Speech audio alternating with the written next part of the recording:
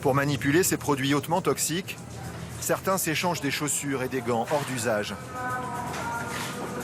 Mais la plupart doivent travailler sans aucune protection.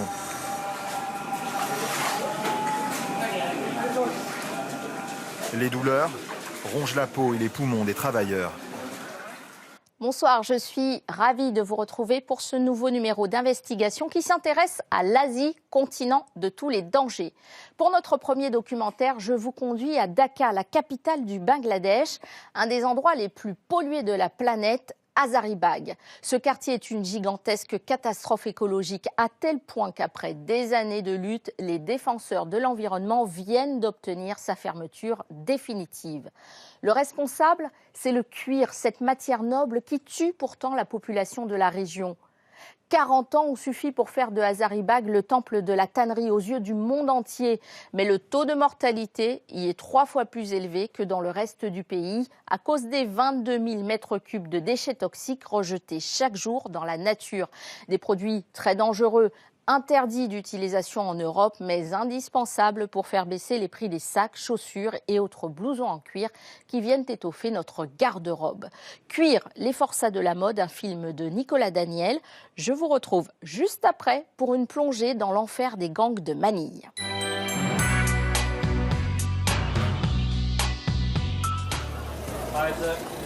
En cet après-midi d'automne, dans les beaux quartiers de Paris, nous avons rendez-vous avec une star de la Fashion Week. Is everybody ready? Let's go.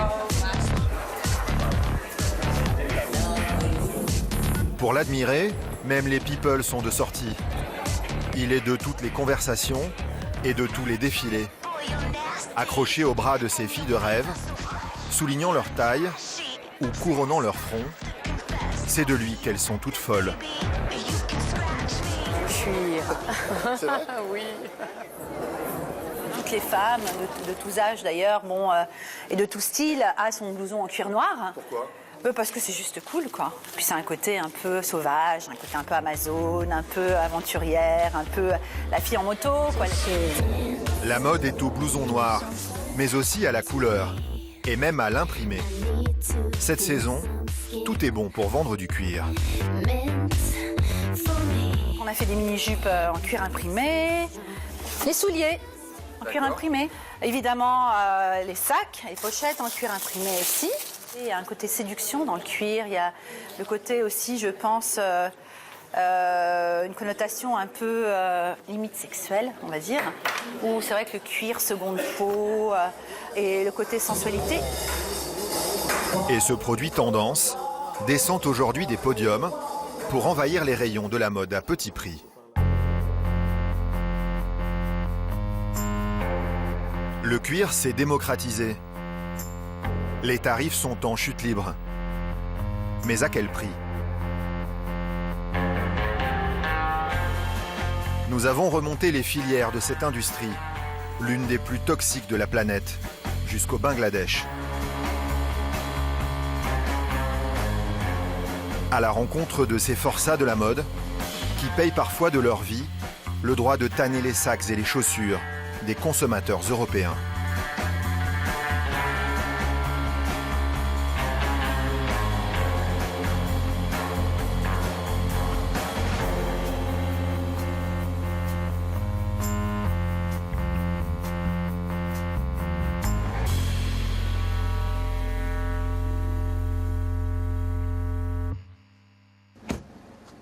Le succès du cuir aurait pu faire le bonheur des tanneurs français. Mais c'est tout le contraire qui s'est produit. Bertrand Sauve est l'un des derniers représentants de cette profession. Son travail commence ici, aux abattoirs de Rodez.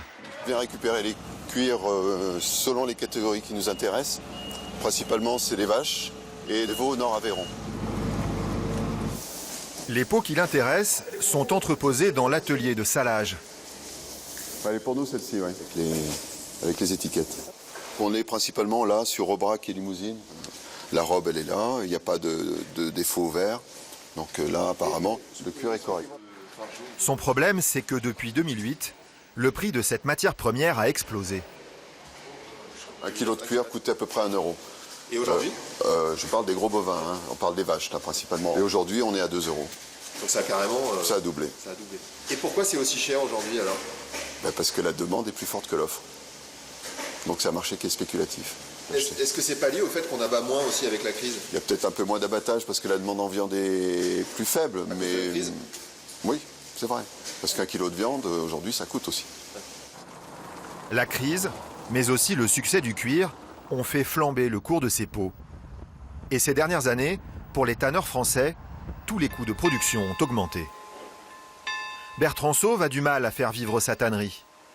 Il y fabrique pourtant un cuir réputé et de très bonne qualité. Vous voyez tout de suite. Et même en tirant, il n'y a pas de griffe, il n'y a rien. Il n'y a pas un seul défaut naturel. Pour passer des peaux brutes à ces produits finis, le tannage ce n'est en fait que de la chimie. Dans ces grands cylindres, le processus dure plusieurs jours. Il faut épiler, dégraisser et renforcer les peaux à l'aide d'une longue liste de produits, comme des enzymes, de l'acide, mais surtout du chrome. Pour le tannage de chrome, vous voyez là, 7 tonnes d'œufs, on aura en chrome 400 kilos. On utilise en gros, à ce jour, à peu près 250 produits. 250 molécules chimiques quoi. 250 références de produits chimiques. Les produits sont dangereux et les équipements de protection obligatoires. Voilà la peau. Les ouvriers doivent porter des gants et des tabliers. En Europe, la profession est très encadrée. Depuis 5 ans, les produits les plus toxiques sont même totalement interdits. Et cela ne fait pas vraiment les affaires de Gérard Laurie, le responsable de production. Tous les solvants ont disparu. Du jour au lendemain, on se retrouve avec des produits supprimés tels que des colorants. Donc après, nous, il faut qu'on s'adapte, il faut qu'on se débrouille. Et franchement, ça nous pose quelques problèmes de fabrication. Ces nouveaux règlements pèsent sur les coûts de production. Bertrand Sauve a même dû construire cette station d'épuration pour ne pas rejeter dans la rivière certaines molécules polluantes. Vous avez les PCB, les pesticides, les métaux lourds, surtout le chrome bien sûr. Donc il ne faut pas rejeter plus de 1,5 mg par litre. L'ensemble de stations, c'est un investissement de 300 000 €. Plus tout le coût de fonctionnement. La facture, c'est 70 000 € par an. Avec toutes ces contraintes, fabriquer du cuir en France coûte cher, très cher. Et les tanneurs français ont de plus en plus de mal à trouver des clients face à la concurrence internationale.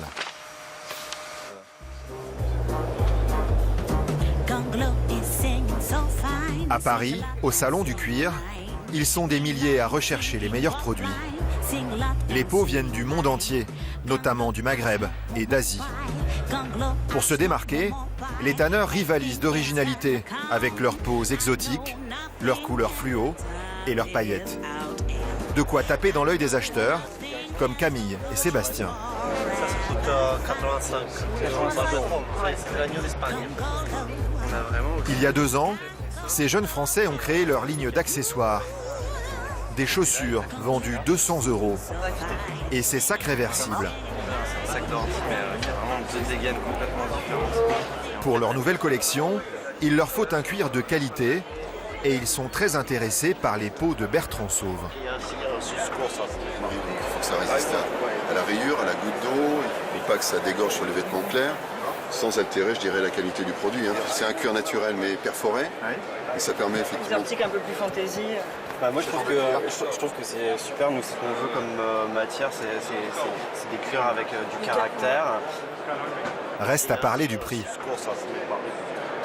Et là, on est des prix entre 80 et 100 € le mètre carré. D'accord. Voilà le prix moyen. Nous, on ne pourrait pas travailler avec 90 € le mètre carré. C'est très cher. C'est vraiment du haut de gamme. C'est les plus belles matières du marché. C'est les plus belles matières du marché. On parle de veau, on parle de tannage végétal, on parle de fabrication française. On est plutôt sur le bijou. Impossible pour eux de dépasser 25 € du mètre carré. La cote exacte. Sur ce stand, ils n'achèteront que les lacets de leurs chaussures. La patinée peut-être. Pour le reste, ils vont tenter leur chance à l'autre bout du salon, chez ce tanneur pakistanais. Nos cuirs coûtent entre 16 et 30 $ le mètre carré. Donc ça vous tenterait à la limite un cuir comme ça? En plus, c'est vrai que L'article est joli, là, on est vraiment sur des prix qui permettraient de faire des sacs bien plus abordables que si on utilisait des matières françaises. En plus, là, je trouve que par exemple, cette qualité-là est quand même plutôt bien. C'est un peu ce qu'on rechercherait. Un rapport qualité-prix imbattable. Mais à la réflexion, certaines peaux leur semblent suspectes. Qui donne un toucher quand même La peau fait différent. pas très naturel. Ah ouais? On sent, Au toucher, pas à on sent l'aspect. qu'il y a beaucoup L'aspect reste naturel. de produits rajoutés dessus. Après, je pense que c'est important de faire tester les cuirs quand on démarre le travail avec un nouveau fournisseur pour savoir si tout est aux normes et si on risque pas d'avoir des contraintes de qualité sur de chimie ou oui, de chimie. C'est parce que là, c'est vraiment de la Vérifier si chimie. vraiment- Des cuirs plus chimiques, mais beaucoup moins chers. Nous avons décidé de remonter la piste de ces produits low cost, jusqu'au pays où les prix sont aujourd'hui les plus bas du marché. À 8000 km de Paris, le Bangladesh.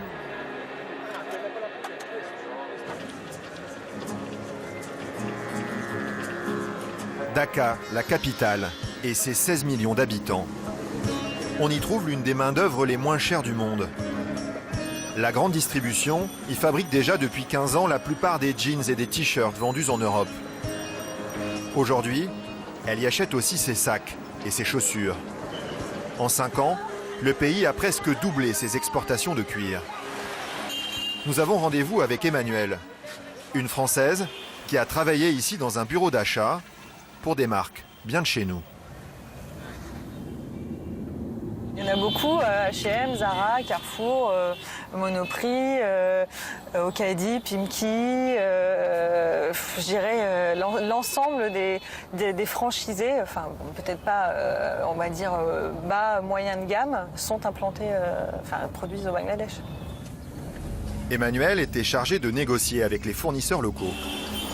Aujourd'hui, elle dirige sa propre marque de commerce équitable. Avec elle, nous nous faisons passer pour des acheteurs et nous nous rendons chez un fabricant local équipé d'une caméra cachée. À l'intérieur de l'usine, 200 employés fabriquent des chaussures et des sacs en cuir. Pour nous convaincre d'acheter chez lui, le patron exhibe les nombreuses marques occidentales avec lesquelles il affirme travailler. H&M, La Redoute et même un symbole du Made in France, Armor Luxe. Ça c'est Mellow Yellow. Ça c'est André. Et ça c'est les 3 Suisses. Et pour satisfaire ces donneurs d'ordre occidentaux, une seule règle, il lui faut produire moins cher que la concurrence. Les acheteurs occidentaux, ils tirent sur la corde. Ça fait 20 ans qu'ils achètent ici. Et ils vont d'une usine à l'autre pour toujours travailler avec les moins chers. Pour finir de nous convaincre, le patron nous fait visiter quelques ateliers où les conditions de travail offrent un visage rassurant. Des locaux spacieux et même des masques pour les ouvriers. Mais pour Emmanuelle, il ne s'agit peut-être que d'une vitrine pour les acheteurs occidentaux. Alors l'usine en elle-même, elle est correcte. C'est une usine, je dirais, type. Après, il faudrait la voir en période de grosse production et arriver à 8h le soir pour voir s'il n'y a pas d'ouvriers. Les usines, elles vont toutes nous dire qu'elles respectent les ouvriers, qu'ils font du 8h, 18h ou des choses comme ça, mais en période de grosse activité, quelle est la réalité ? Pour produire plus vite et moins cher, ces usines font aussi travailler des sous-traitants. Et impossible pour les acheteurs de savoir où seront vraiment fabriquées leurs commandes. Aujourd'hui, c'est que sa parole qui nous dit voilà, moi je ne sous-traite pas. Après, il faudrait avoir des systèmes de garantie et être là. Il faudrait être là pratiquement 24 heures sur 24 pour être sûr qu'il ne travaille pas ailleurs. Ce que personne ne fait. Non. La majorité des commandes seraient en fait fabriquées dans des usines beaucoup plus discrètes, à l'abri des regards occidentaux. Nous décidons de remonter la filière jusqu'à l'un de ces ateliers de sous-traitance, situés en pleine campagne, à près de 3 heures de route de Dhaka. Dans des locaux vétustes, une cinquantaine de personnes sont au travail. Pourtant, nous avons choisi de nous inviter dans l'usine un vendredi, l'équivalent du dimanche pour les Bangladais. Ils travaillent le vendredi? Oui, oui. Toutes les semaines? Oui, non, en fait, ça dépend. Un peu gêné par nos questions, le patron affirme aussi ne pas avoir recours au travail des enfants, officiellement interdit au Bangladesh. Vos employés les plus jeunes ont quel âge? 8 ans. Non, 18 ans, 18 ans. Un lapsus ou peut-être un aveu, car la majorité des employés paraît étonnamment jeune. Mais impossible de leur adresser la parole, car le patron est soupçonneux et nous emmène rapidement dans son bureau pour parler business. Ça, c'est pour le Japon. Ça pour l'Italie. Ça pour le Japon. Parfois, ce sous-traitant ne fabrique que la partie supérieure de la chaussure. Comme sur ce modèle, qui porte en italien le label « Travail artisanal ». Pourtant, toutes les pièces proviennent du Bangladesh. Cette semelle, elle vient d'où? Elle vient d'une usine bangladaise, juste à côté d'ici. Je la connais bien. Pour attirer chez lui toutes ces marques européennes, le patron de l'usine joue sur le coût de sa main-d'œuvre. Moins de 40 € par mois, l'un des tarifs les plus bas du monde. Mais aussi sur le prix de son cuir. C'est quoi vos prix? C'est 15 € le mètre carré. 15 €? Oui, oui. Et il vient d'où ce cuir? Des tanneries d'Azaribag. Pour fabriquer son cuir, il fait travailler des tanneries dont il n'a pas voulu nous ouvrir les portes. Elles sont situées dans l'un des quartiers les plus secrets de Dhaka. Un secteur où l'on ne croise presque jamais d'Européens. Hazaribagh, le quartier des tanneurs. Tout le cuir exporté depuis Dhaka provient de ces quelques rues où travaillent 15 000 personnes. 250 tanneries s'y entassent. Les accès sont gardés et les visiteurs n'y sont pas les bienvenus. Aucun autre occidental dans le quartier. Notre présence intrigue. Nous devons déjouer la vigilance des gardiens et rentrer par la porte de derrière avec une petite caméra. Et voici ce que nous découvrons.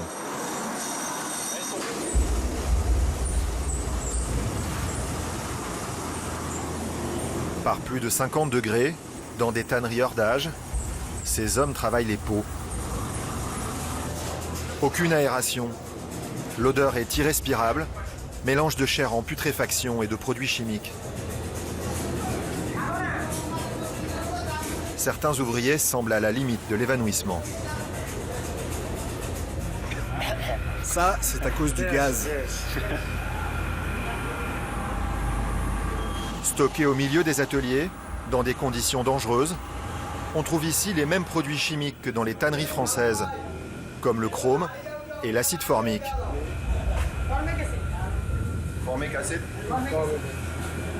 Mais il y a aussi tous les autres, aujourd'hui interdits en Europe, qui servent à tanner plus vite et moins cher, comme les solvants.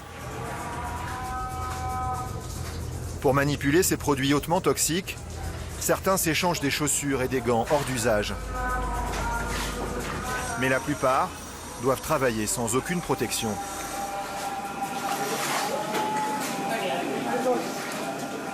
Les douleurs rongent la peau et les poumons des travailleurs. Après une journée de travail, nous avons tous des problèmes pour respirer. Et nous avons aussi la peau qui gratte en permanence.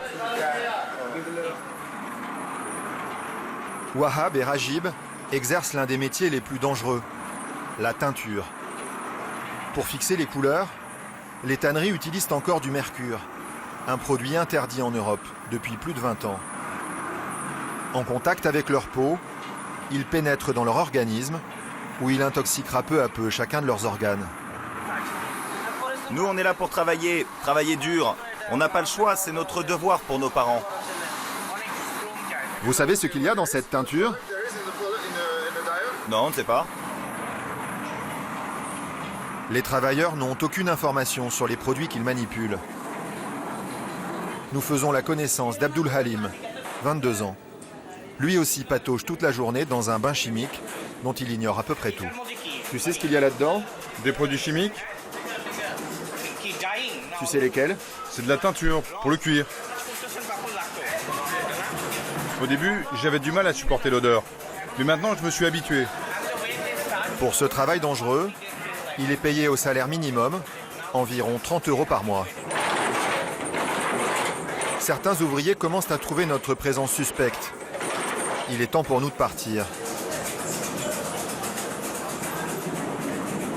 Abdul Halim accepte que nous l'accompagnions jusque chez lui. Comme tous les employés des tanneries, il vit dans l'un des bidonvilles qui entourent Hazaribagh. Voilà. C'est là que j'habite. Ses revenus ne lui permettent pas de louer seul son propre logement. C'est combien ton loyer? 2500 taka. 2500 taka, 25 €. Pour combien de pièces? Pour une seule. Je vais ici avec la famille de mon frère. Mais comme il n'y a pas vraiment de place pour moi, en général, je dors là-bas dans la tannerie. À l'écart de la tannerie, loin du regard de ses collègues et de son patron, il est l'un des seuls à avoir accepté de nous raconter la réalité de son travail. Tu commences à quelle heure? 6 h du matin. Et je finis à 6 h du soir. Et tu as un jour de repos dans la semaine? Non, non, aucun jour de repos, hein, pas de vacances. La loi bangladaise fixe pourtant à 48 heures la durée du travail et prévoit un jour de repos par semaine. Mais ici, loin des usines que visitent les acheteurs occidentaux, elle ne s'applique pas. Tu as un contrat? Non, non, pas de contrat écrit, hein, c'est un contrat oral. Pas de sécurité de l'emploi? Non, non. Un Bangladais sur 3 est sans emploi. Pour garder sa place, Abdul Halim a accepté ces conditions de travail illégales, au mépris des risques qu'il court. Et pourtant, le cuir tue à Hazaribagh. Il y a 2 ans, dans l'une des plus grandes tanneries, 3 ouvriers sont morts, asphyxiés par du monoxyde de carbone. Au mois d'avril 2012, un autre travailleur est mort, électrocuté. Selon les ONG, 90% des employés développent une maladie professionnelle. Elle touche les hommes, mais aussi les femmes, qui ne manipulent pas les produits chimiques, mais en respirent les vapeurs. Dans le dispensaire du quartier, le docteur Kamroun Naha a même vu réapparaître certaines maladies qu'elle croyait éradiquées. Expliquez-moi, qu'est-ce qui vous amène? Je tousse beaucoup et en plus j'ai du mal à respirer. Ça fait combien de temps à peu près? Pas très longtemps. C'est-à-dire? Une semaine.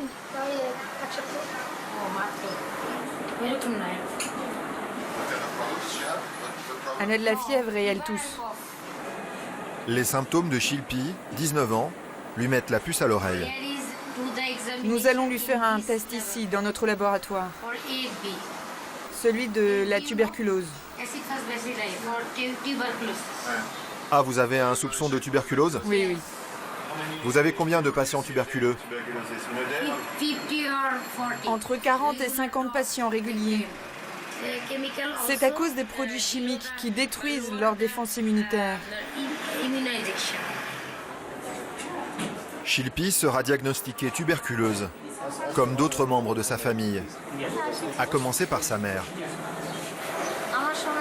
J'ai un problème d'asthme et de diabète.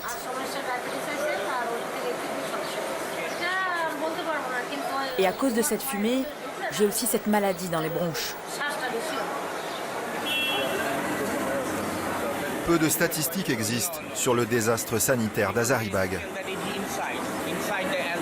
Depuis plus de 15 ans, Philippe Gain dirige une ONG bangladaise, la Société pour l'environnement et le développement humain. Il a étudié scientifiquement la question. Voilà mon rapport sur la santé des ouvriers des tanneries. Dysenterie, asthme, problèmes rénaux. À Hazaribagh, la prévalence de certaines maladies est jusqu'à 300 fois supérieure au reste du pays. La situation est vraiment très mauvaise pour les habitants, pour les employés des tanneries. Et puis il y a aussi les accidents, des gens amputés d'un doigt ou d'une main. Ça pose des problèmes à tous les niveaux. C'est sans fin. Un grand nombre d'enfants seraient aussi exposés à ces dangers. Philippe Gain souhaite nous en apporter la preuve. Nous retournons avec lui à Hazaribagh. Il nous présente comme des acheteurs de cuir. Il parlemente longuement avec le gardien et parvient finalement à nous faire entrer avec lui dans une tannerie qu'il soupçonne d'employer des enfants. Nous y faisons la rencontre de Charmine, 14 ans, mais aussi de Noupour, 15 ans, et de leur cousin Shorob, tout juste 12 ans.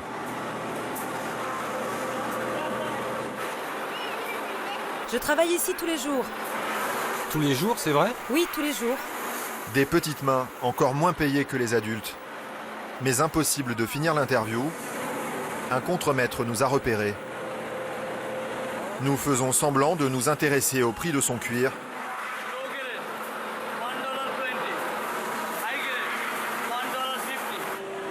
Puis il nous faut rapidement quitter les lieux. La nuit est tombée sur Dhaka et la journée de travail des enfants n'est toujours pas terminée. Ici, on s'arrête quand les objectifs de la journée sont atteints. Les horaires sont aléatoires, dépassant parfois les 12 heures par jour. Dans le dédale des bidonvilles d'Hazaribagh, où survivent plusieurs dizaines de milliers d'habitants, il nous faudra près de 3 jours pour retrouver la trace de Noupour. Elle vit dans cette petite communauté d'une centaine de familles. Dans cette maison en bambou. C'est votre fille? Oui, oui, c'est ma fille.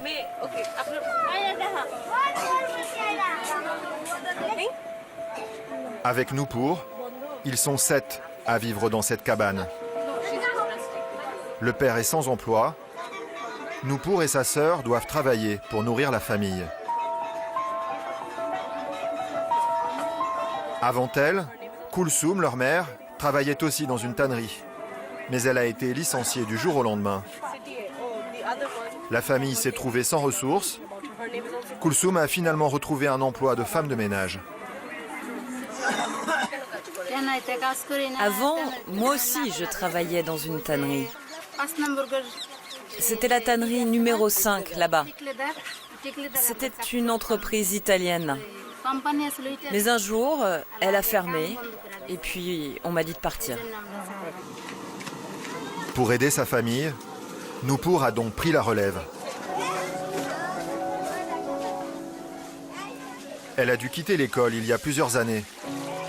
Comme l'immense majorité des enfants qui vivent ici, elle n'a même pas eu l'occasion de finir l'équivalent de l'école primaire. Tu ne vas pas à l'école? Non, je n'y vais plus. Tu as arrêté à quel âge? En CM2, quand j'ai quitté mon village. Et tu sais quel âge tu avais? Non, je ne me souviens plus. J'étais grande à peu près comme elle.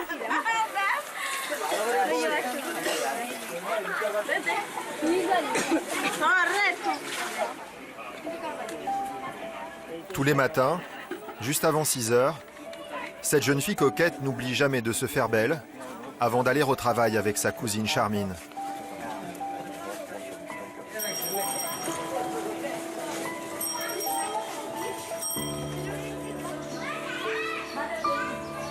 Deux copines insouciantes à qui on a déjà retiré le droit de rêver à une vie meilleure. Tu voudrais faire quoi dans la vie? Allez, dis-lui. Allez, vas-y, dis-lui. Quand j'étais petite, j'ai appris la danse et je rêvais de faire du cinéma. Et tu ne veux pas continuer? Tenter ta chance? Non, je sais danser, mais aujourd'hui, pour moi, tout ça, c'est plus possible.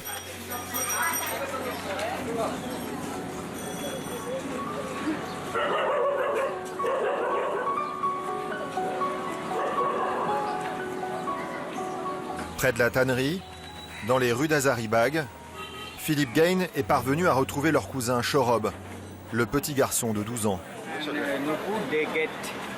Nupur est payé 25 € par mois. Et Shorob, seulement 21 €. Tu travailles ici depuis combien de temps? Depuis 1 an. Shorob aussi a quitté l'école. C'est un de ces gavroches qui peuplent les rues du quartier, qu'on appelle les T-boys. En plus de leur travail dans les tanneries, ils servent aussi le thé au patron. Vous êtes nombreux? Oui, il y en a beaucoup des enfants comme moi. Je dois travailler pour aider mon père qui est très pauvre. Tu travailles jusqu'à quelle heure? Ça dépend des jours. Parfois midi, parfois 1 heure, parfois 17 heures. Mais soudain, notre guide se montre nerveux. Les gens nous regardent bizarrement. On ne peut pas rester ici. Un attroupement commence à se former. Nous devons interrompre l'interview et quitter les lieux au plus vite. Venez, venez, venez.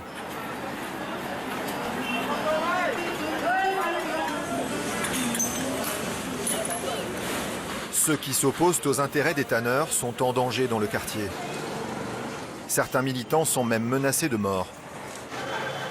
Ils ne sont qu'une poignée à oser défier ce lobby. À leur tête, Sieda Rizwana Hassan, avocate à la Cour suprême. Depuis 8 ans, elle est interdite de séjour à Hazaribagh. Son seul tort, s'être lancée dans un bras de fer juridique avec les tanneurs. La loi dit qu'il est interdit d'employer une personne de moins de 18 ans dans un environnement dangereux comme une tannerie. Elle dit que tous les employés doivent avoir un contrat et aussi qu'ils ne peuvent pas être exposés à des substances dangereuses sans des équipements de protection appropriés. Les lois existent, mais les tanneurs les ont dissoutes dans l'argent du cuir. Face à Rizwana, ils ont embauché un avocat influent, le neveu du Premier ministre. Depuis, même quand elle les fait condamner, le jugement n'est jamais appliqué. C'est un lobby très puissant et très organisé. Ils violent la loi depuis plus de 35 ans. Les ramener dans la légalité, ce ne sera pas une chose facile, car le gouvernement les soutient. Et si vous essayez de le faire, c'est vrai que ça signifie que vous acceptez de prendre certains risques. Oui, il y a des risques. Mais vous n'avez pas peur? Non, je n'ai pas peur. Je n'ai pas peur. Si Rizwana est prête à défier les tanneurs, c'est que le cuir d'Hazaribagh menace aujourd'hui la santé de toute la ville de Dhaka et de ses 16 millions d'habitants. En cause, les rejets toxiques des tanneries. À Hazaribagh, pas de traitement des eaux. 20 millions de litres de produits chimiques se déversent tous les jours à travers ces canaux, directement dans le fleuve Buriganga, l'unique source d'eau potable de la ville.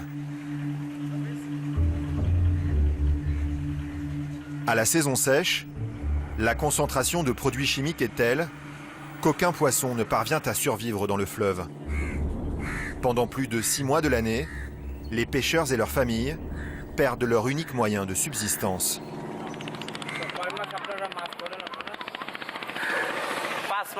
Moi, je ne travaille que 5 mois par an. Pendant 7 mois, on arrête de travailler, car l'eau est trop polluée par les tanneries. C'est à cause de tous ces déchets qu'ils rejettent là-bas. Ça détruit le fleuve et ça nous achève. Et la pollution augmente chaque année. Aujourd'hui, ce pêcheur parvient à peine à nourrir sa famille. Aujourd'hui, on vit dans la misère. Alors qu'il y a une dizaine d'années, on vivait bien. On pouvait gagner jusqu'à 12 000 takas par mois avec la pêche, 120 €. Mais maintenant, la moitié de l'année, on est sans ressources, dès que la pollution se propage, à la saison sèche.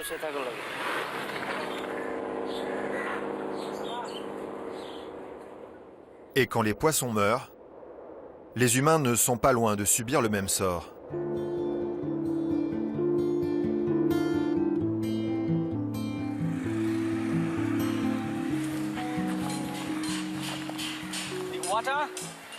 Vous voyez?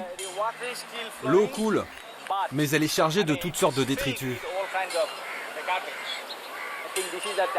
Là, il y a une tannerie. Et là, c'est un immeuble d'habitation. Il y a des gens qui vivent là et qui sont exposés aux odeurs et aux émanations toxiques.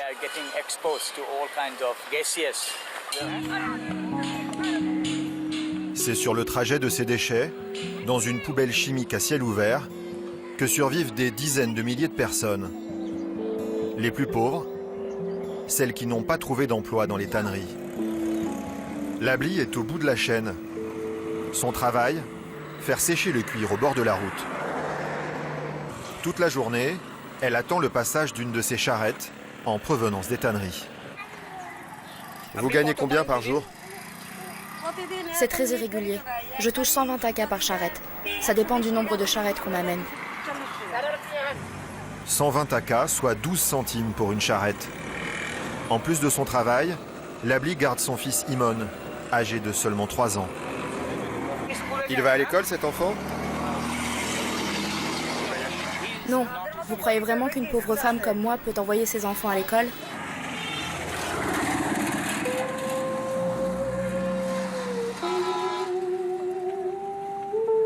Labli ne vit plus avec son mari. Elle a 2 autres enfants, mais elle ne les voit qu'une fois par an.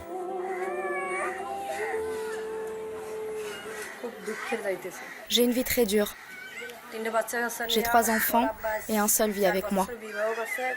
Mon mari est parti il y a 4 ans. Je n'ai plus de nouvelles. Mes 2 autres enfants travaillent dans une autre ville comme employés de maison. Ils ne sont pas plus grands que ces 2-là.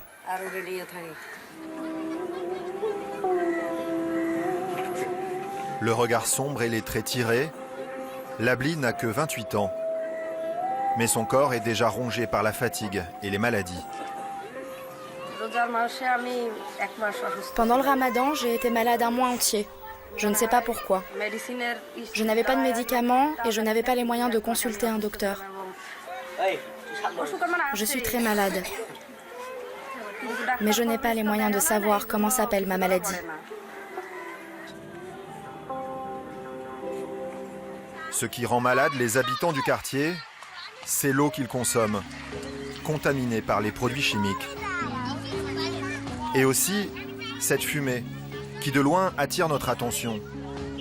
Elle s'échappe de ces fours, où l'on brûle les chutes de cuir des tanneries.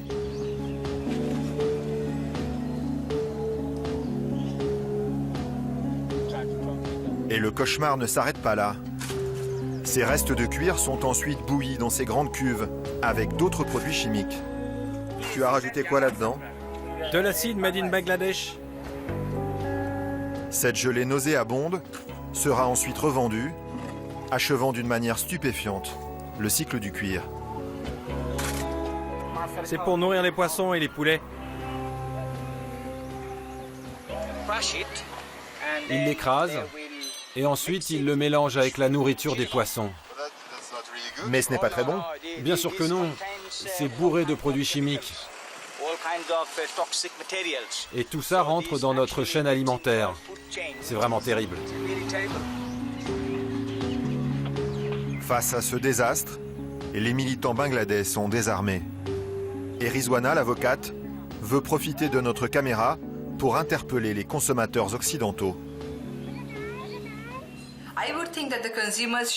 Les consommateurs doivent savoir que leur recherche d'un cuir bon marché cause la mort de nombreuses personnes ici, au Bangladesh. Et cela provoque aussi un désastre écologique.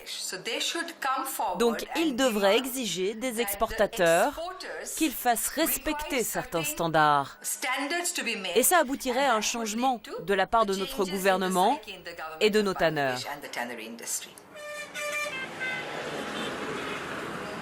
Pour informer les consommateurs, des militants européens ont décidé de se mobiliser.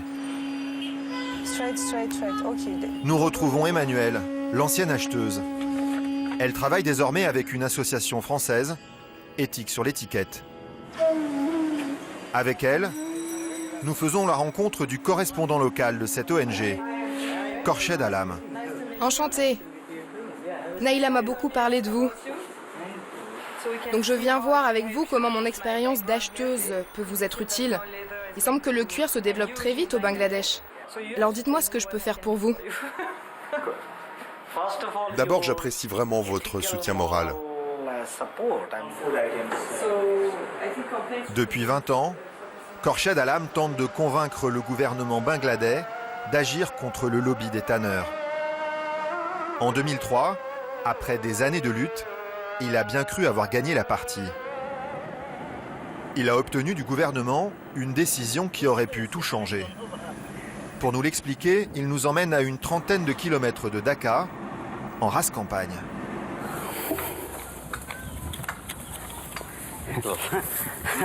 Alors là, vous voyez, c'est vraiment de la bonne herbe pour les vaches.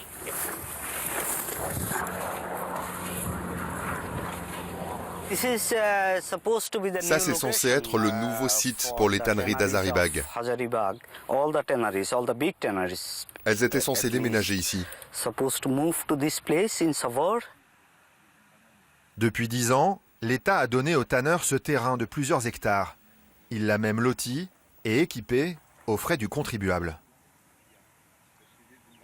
Tout est prêt. Il y a l'eau, l'électricité.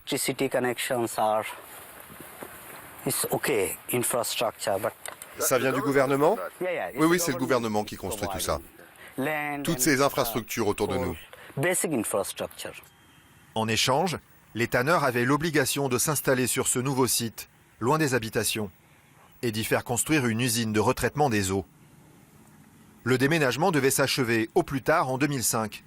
Mais 8 ans après, les travaux n'ont toujours pas commencé et la justice bangladaise refuse d'intervenir. Tout le business est dans les mains de quelques personnes. Et ces gens-là ne sont jamais punis, même quand ils ne respectent pas la loi. Ils manipulent, ils trichent, ils corrompent. Mais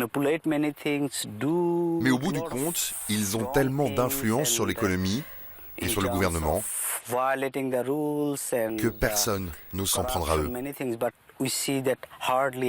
C'est ça le problème avec ces puissants propriétaires de tanneries et tous les relais qu'ils ont partout. À ce niveau de responsabilité, ils peuvent agir en toute impunité. Après avoir négocié des délais, les tanneurs acceptent désormais l'idée du déménagement. Mais ils posent une condition qui met en colère Rizwana, l'avocate. Ils ont été soutenus par le ministre de l'Industrie en personne. Et maintenant, ils disent qu'ils ne déménageront que si ça ne leur coûte pas un seul centime. Dans un pays civilisé, c'est le pollueur qui paye. Mais dans le cas d'Hazaribagh, on fait payer les victimes. Nous avons payé pour que le gouvernement leur construise ce site, pour fabriquer une station d'épuration. Et ils veulent en plus qu'on prenne en charge leurs frais de déménagement et qu'on les dédommage. En attendant, ce projet de déménagement offre aux tanneurs un prétexte pour refuser de moderniser les tanneries d'Hazaribagh. En agissant ainsi, ils mettent en danger non seulement la santé des Bangladais, mais également celle des consommateurs occidentaux. Car le cuir d'Hazaribagh est aussi dangereux pour celui qui le porte. En voici la raison. Ça, c'est très important. C'est le chrome qu'ils utilisent pour tanner. Ça vient des grandes tanneries. Et les plus petites tanneries le récupèrent pour le payer moins cher. Ils le réutilisent? Oui, ils le réutilisent. Dans ces bassins, des bains de chrome. Réutilisés de nombreuses fois, exposés aux UV, le mélange s'oxyde. Il libère alors une substance cancérigène, le chrome 6. Regardez sa jambe. À même la peau, cet homme en porte les stigmates. Ça fait longtemps que tu as ça? Il dit que ça fait à peu près 2 semaines.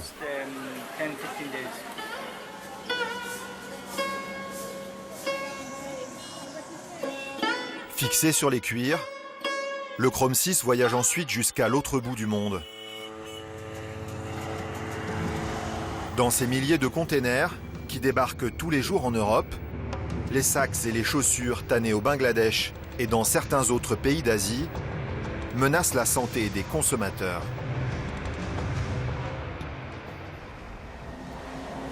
Très loin de Dhaka, à Saverne, dans l'est de la France, Christelle en a fait la douloureuse expérience à cause de ses chaussures en cuir. Ils sont plus possibles celles-là. Pourquoi? Parce que en fait, une fois que le tissu là est un peu abîmé ou le cuir est un peu plus malléable, eh ben je commence à faire une allergie aux pieds. C'est quasiment immédiat. Hein. Je veux dire, vous avez des boutons avec plein d'eau.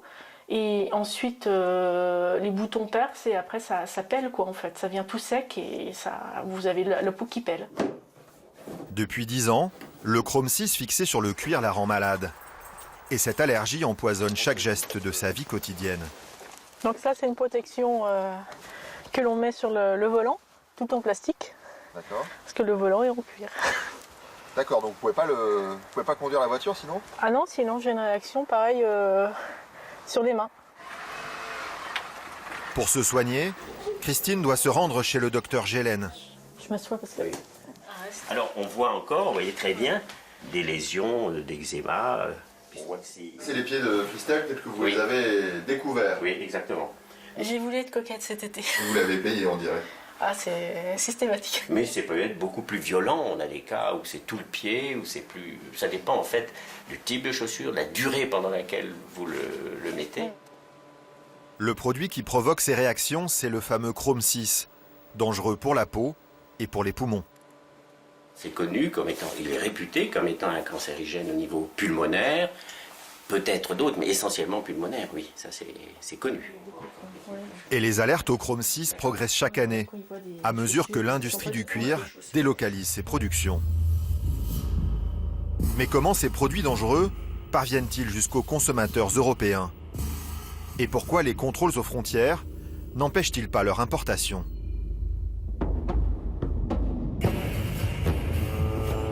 Dans le port de Hambourg, 10 millions de containers débarquent tous les ans sur le sol européen, en provenance du monde entier. Plusieurs fois par semaine, Thorsten Olech arpente les docks. Et il n'oublie jamais son masque à gaz. Ce jour-là, ce chimiste de l'université de Hambourg s'intéresse particulièrement à ce container de chaussures, en provenance d'Asie. Il vient y effectuer des prélèvements avec cette petite sonde. Ah, il y a quelque chose là. Presque 20% des containers importés contiennent des substances dangereuses. Et 2% environ sont tellement contaminés que vous êtes totalement intoxiqué si vous y pénétrez. Dans ce cas, il nous faut porter un équipement, un masque à gaz comme celui-là, pour nous protéger. Thorsten est mandaté par les entreprises de logistique du port et par le bureau du travail de Hambourg pour mesurer la toxicité des containers. Sa mission est d'empêcher la contamination des employés qui vont devoir les ouvrir. Une fois qu'on a prélevé l'échantillon, on le place ici. Grâce à cet appareil, un spectromètre, il peut détecter les substances chimiques présentes dans l'atmosphère du container. Maintenant, il n'y a plus qu'à attendre. Ah voilà, ça c'est une substance toxique qui contient du chlore. Et toute personne qui rentre dans ce container, et même plus tard, dans le magasin qui vendra ses chaussures, sera en contact avec ce produit chimique. Pour prouver la présence de chrome 6, il lui faudrait en plus effectuer des prélèvements de cuir directement sur les chaussures et les envoyer à un laboratoire. Une opération trop longue et trop coûteuse. Car Thorsten est débordé par le nombre de containers qu'il faudrait contrôler. Moins de 1% des containers importés sont contrôlés. Il y a une grande proportion qui échappe à tout contrôle chimique. 99%? Beaucoup plus de 99%. Ça veut dire que tous ces containers entrent en Europe sans le moindre contrôle? Exactement. C'est ça la situation. Parce que celui qui ne veut pas connaître la réponse ne pose même pas la question. Dans ce combat perdu d'avance, Torsten Olech manque cruellement de moyens. En l'absence de volonté politique, lutter efficacement contre l'importation de cuir contaminé coûterait tout simplement trop cher aux autorités européennes. Il y a toujours une sorte de conflit entre l'aspect économique et la protection des consommateurs. En Europe aujourd'hui, la dimension économique passe avant tout le reste, pour le dire simplement. Ça veut dire que ma santé passe après l'économie? Exactement. Une fois admis dans l'espace européen, le cuir toxique circule librement d'un pays à l'autre.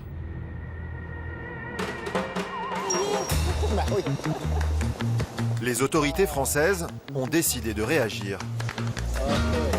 Mais à Paris, pour contrôler ces dizaines de milliers de produits importés, ils ne sont qu'une poignée d'agents de la répression des fraudes. Monsieur, bonjour. Nous sommes tous les deux des services de la concurrence, consommation et répression des fraudes de Paris. Et nous intervenons pour réaliser un contrôle. En France, les fabricants ne sont pas obligés d'indiquer l'origine géographique d'un vêtement. Impossible pour ces agents de savoir quelle chaussure provient d'un pays à risque. Le cuir peut avoir été, je dirais, fabriqué au Brésil, importé par quelqu'un qui est en Italie, qui le revend par la suite à un importateur introducteur qui est en France, et cet importateur introducteur le revend à un fabricant de chaussures en France. Et ça, on ne peut pas remonter la filière comme ça? Ah non. Ils ont donc décidé de prélever au hasard 50 paires de chaussures dans toute la France et à tous les prix pour évaluer les risques que le chrome 6 fait courir aux consommateurs. Nous avons l'intention de réaliser un prélèvement pour cette chaussure afin de vérifier qu'il n'y a pas de traces de colorant azoïque ni de chrome. Oui, ce sera mis sous scellé. Mis sous scellé, les échantillons sont immédiatement transmis au laboratoire de Massy, spécialisé dans l'analyse des vêtements toxiques. Cécile Rétaux est chimiste. C'est elle qui va mener l'enquête. Avec son collègue Francis Bourgogne, elle cherche les chaussures qui dépassent 3 mg de chrome par kilo. C'est le seuil dangereux. Pour ça, ils mettent le cuir en contact avec un produit chimique dont la couleur change en présence du chrome 6. La solution devient déjà rose. Et ça, le fait qu'elle devienne rose, ça veut dire qu'il y a du chrome 6. Et si ça devient rose au bout de 30 secondes, ça veut dire qu'il y en a beaucoup. Parce que normalement, ça se développe, il faut un quart d'heure à peu près pour plier la chaussure. Mais ça serait... La chaussure rouge atteint 44 mg de chrome 6, très au-dessus du seuil dangereux de 3 mg. Et ce n'est pas la pire. Celle-là, c'est une ballerine pour enfants. Et là, on a trouvé une très grosse quantité, puisqu'on en a 120. On a trouvé 120 dans cette semelle pour une ballerine. C'est 40 fois plus. C'est énorme. Sur les 50 chaussures testées, les services de la répression des fraudes ont repéré 20 produits dangereux. Une proportion qui les inquiète. Il y a plus de 40% des chaussures évidemment, pour lesquelles il y avait du cuir intérieur, qui ont été conclues dangereuses. Plus de 40%? Oui, plus de 40%. C'est une proportion énorme. C'est énorme, oui. Les autorités françaises ont retiré de la vente ces 20 lots de chaussures toxiques. Une goutte d'eau. Aujourd'hui, en Europe, importer des cuirs infectés au chrome 6 n'est pas illégal. Et des milliers de produits dangereux continuent de circuler librement à l'intérieur de nos frontières. Le marché du cuir pèse 15 milliards d'euros dans le monde, une industrie colossale et très opaque. Et si le prix d'un produit ne garantit pas forcément un cuir non toxique, nous, consommateurs, pouvons toujours opter pour le label tannage végétal. Il réduit considérablement les risques d'empoisonnement par inhalation ou par contact. Allez, comme promis, direction Manille, une des mégalopoles les plus peuplées au monde, une des plus dangereuses aussi. Les bidonvilles s'y étalent jusqu'à perte de vue pour constituer des territoires propres régis par les gangs de rue. Entre les cartels de la drogue et les pouvoirs publics corrompus, cet enfer broie les plus fragiles, les enfants en premier. Ville violente Manille, un film de Grégoire Degnaud et Guillaume Martin pour Investigation.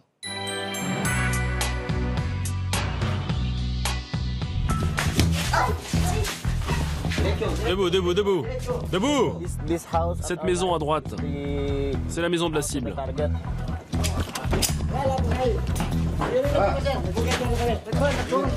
Mets-toi là.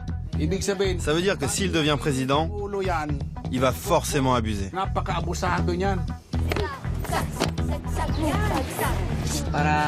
Pour rester avec eux et pour pouvoir dire que je fais partie d'un gang.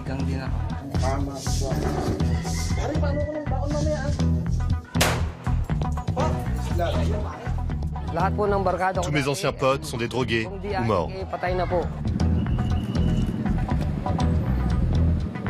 Personne ne bouge.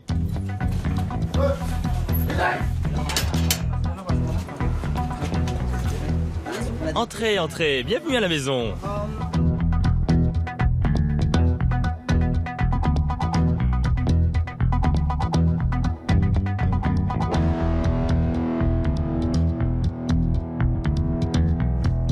Bienvenue à Manille, capitale de l'archipel des Philippines. 20 millions d'habitants. Des constructions à permanence, du bruit, Manille grouille, ne s'arrête jamais. Dans cette mégapole aux deux visages, il y a d'un côté les ultra-riches et de l'autre les bidonvilles. Et au milieu, la violence et les gangs. Direction Barangay, le bidonville le plus grand de Manille.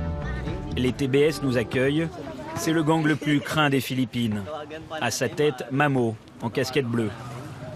Aujourd'hui, ils nous ont invités à un événement un peu spécial. L'entrée dans le gang d'une nouvelle recrue.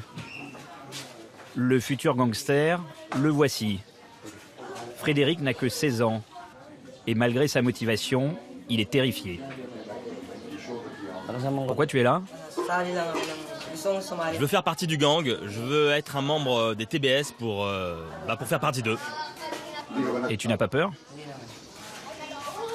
Non, mais j'appréhende un peu.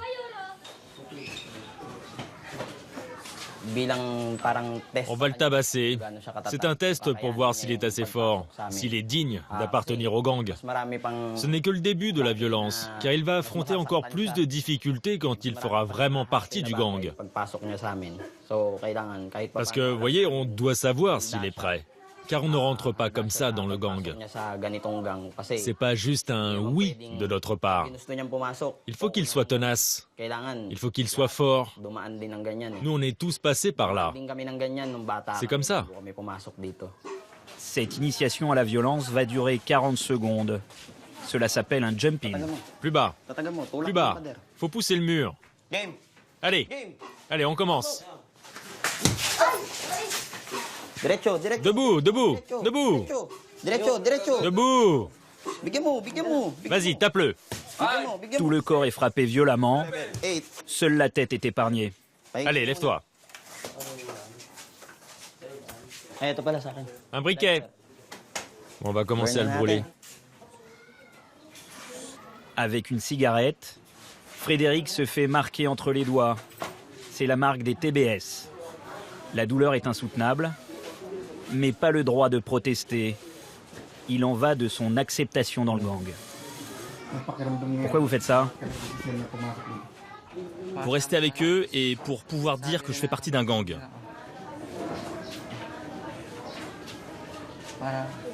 C'est-à-dire faire partie d'un groupe, quoi.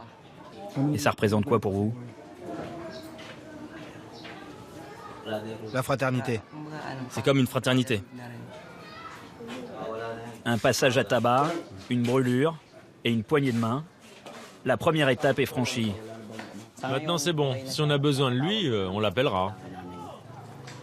Et les jeunes veulent tous venir? Oui, oui, bien sûr. On a plein de demandes. Mais on fait attention. On sélectionne. On ne fait pas n'importe quoi. On n'accepte pas n'importe qui dans le gang. La prochaine étape pour Frédéric sera de tuer ou d'envoyer à l'hôpital un membre d'une bande rivale. Avant de devenir un TBS, on regarde d'abord si tu es capable de contribuer à notre groupe. Par exemple, si tu es riche, si tu peux nous aider, si tu es fort. Là, on t'accepte si tu peux aider le gang. On ne veut pas des gens que pour le décor, pour frimer ou pour devenir nombreux. On a besoin de forts caractères. Il nous faut des gens avec des qualités, qu'on puisse en faire de vrais soldats, des leaders.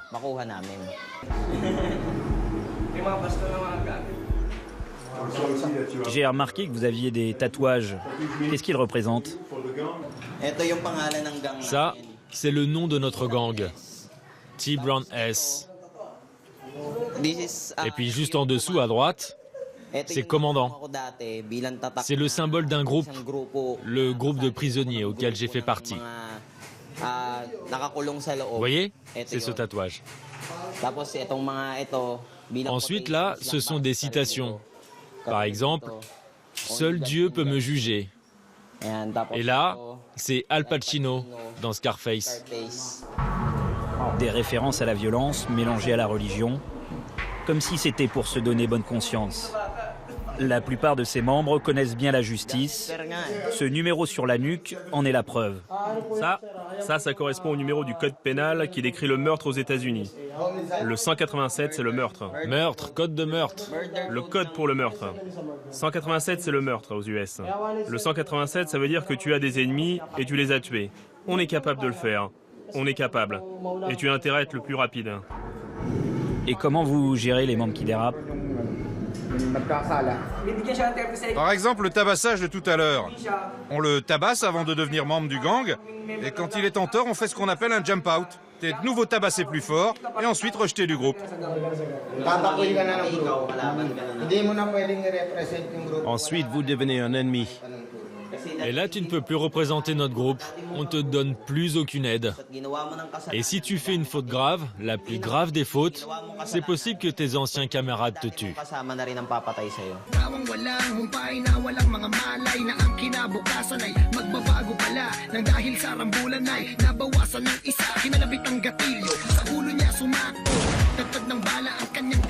Il y a certains membres qui ont préféré s'éloigner du gang, comme Cyper.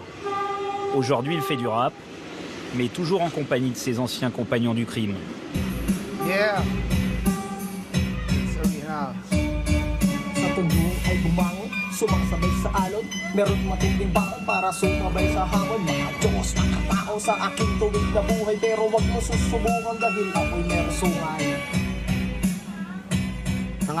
On est parti de rien. Avant, on avait des rêves.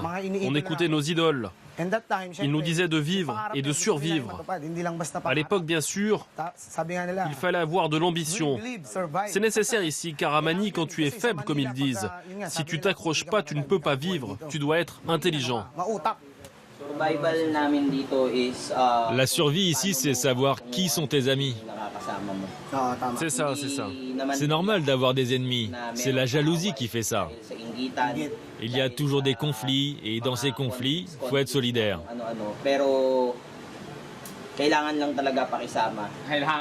Ouais, faut être solidaire. Mais tous les jours, on doit affronter des nouveaux gars, des bandes différentes. Tout ça, là, c'est notre vie de tous les jours, nous, les habitants de Manille. Il faut vraiment être fort, il faut savoir se battre. Pour vivre à Manille, il ne faut pas être un peureux. Il faut assumer son rôle, gangster ou rappeur. Car quand tu fais partie d'un gang ici à Manille, tu sais ce qui peut t'arriver. Il y a les meurtres. Oui, les meurtres. Il y a la prison aussi, se faire blesser, aller à l'hôpital. Tout ça nous arrive. Donc il faut pouvoir se défendre. Il faut se soutenir. Mais aussi savoir vivre, tout seul. On sait qu'on fait du mal. Nous aussi, on veut devenir riches. On veut être comme les autres. On veut des belles voitures, on veut bien manger, avoir de belles fringues. Tout ça, quoi. Des bijoux aussi. Moi, je n'ai pas de regrets, car tout ce que j'ai fait, eh bien, je l'ai aimé. Dans un univers aussi pauvre et sale, ne pas sombrer dans la violence est un véritable exploit. À Barangay, le bidonville le plus pauvre et le plus dangereux de Manille, 26 000 personnes survivent au milieu des rats et des ordures. Ici, on est en plein cœur du bidonville. Il y a des gens qui sont morts ici. Ils ont été renversés par des trains. Par là, il y a des membres du gang. Ici, il faut apprendre à bien s'entendre avec les autres. Si tu es cool avec les gens, ils sont cool avec toi. Il faut être très tolérant aussi. Sinon, c'est vraiment difficile de survivre. Mais tout ça maintenant, c'est derrière moi. Maintenant, ma vie, c'est la musique. Et quel type de problème il y a ici? Il y a des accidents de train, des gens écrasés par des trains. Des accidents, oui. L'autre problème aussi, c'est comment gagner sa vie. C'est une façon de vivre. Ici, c'est comme partout. Chacun a ses terres. Quel est votre territoire? Tout ça, c'est notre territoire.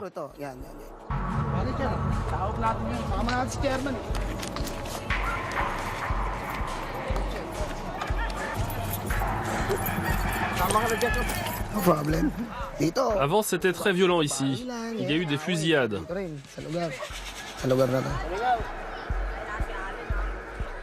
Ici, il y avait une école. Oui, une école primaire. Demande au monsieur comment il vit.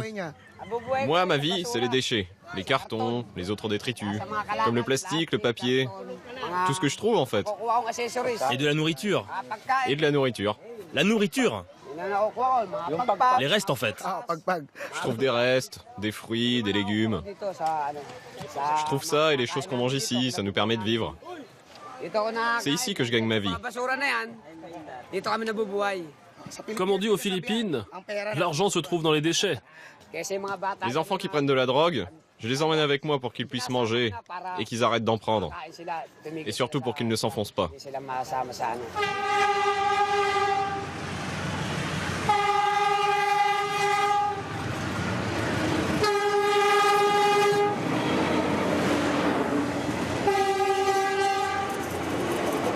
Survivre avec le crime, survivre grâce aux ordures.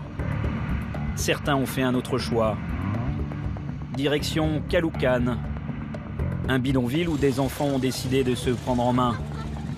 Ils ont entre 12 et 14 ans, mais tous avec un passé de délinquants. C'est le hip-hop qui les motive, avec comme salle de danse, la rue. Voilà, c'est bien, Budding. C'est bien ce que tu fais.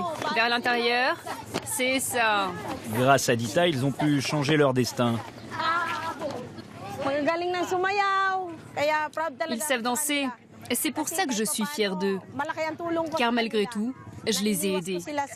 J'ai réussi à les éloigner de la délinquance. Heureusement, ils sont vraiment gentils. Ils nous écoutent, ils sont disciplinés. Lui, il ramassait les ordures. Aujourd'hui, il est danseur. Voilà. Lui, c'était un mauvais garçon quand il était plus jeune. Aujourd'hui, il est danseur. Voilà.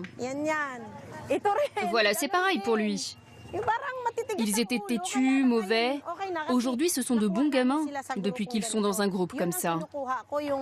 Moi, ce que je recherche, c'est des délinquants, car je veux les éloigner de tout ça. Elle vient du village. Avant, elle terminait toujours au poste. C'était une délinquante. La bad girl, c'est Jay. Elle a 13 ans. Avant, elle était la chef d'un gang de pickpocket. Aujourd'hui, c'est la leader du groupe. On m'a dit que je serais très heureuse si on s'intègre et si on s'entraide. Nous sommes d'abord très unis, les filles et les garçons. On met tout notre cœur dans la danse, ça nous évite de faire des bêtises. La danse nous a permis de changer, de canaliser notre énergie pour aller dans le bon sens. Moi, avant, j'étais une gangster. Chacun de nous a son histoire.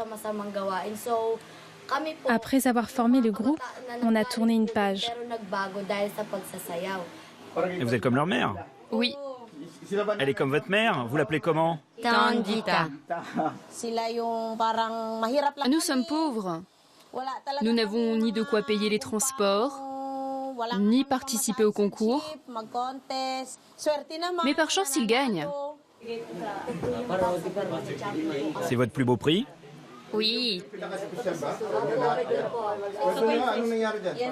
Ça vaut 400 €. Oui, c'est notre plus grand prix. La grande compétition à laquelle on a participé avec l'équipe. Il y avait même des plus âgés que nous. Et c'est nous qui avons gagné. On était trop heureux ce jour-là. car grâce à ce trophée, on peut tous étudier.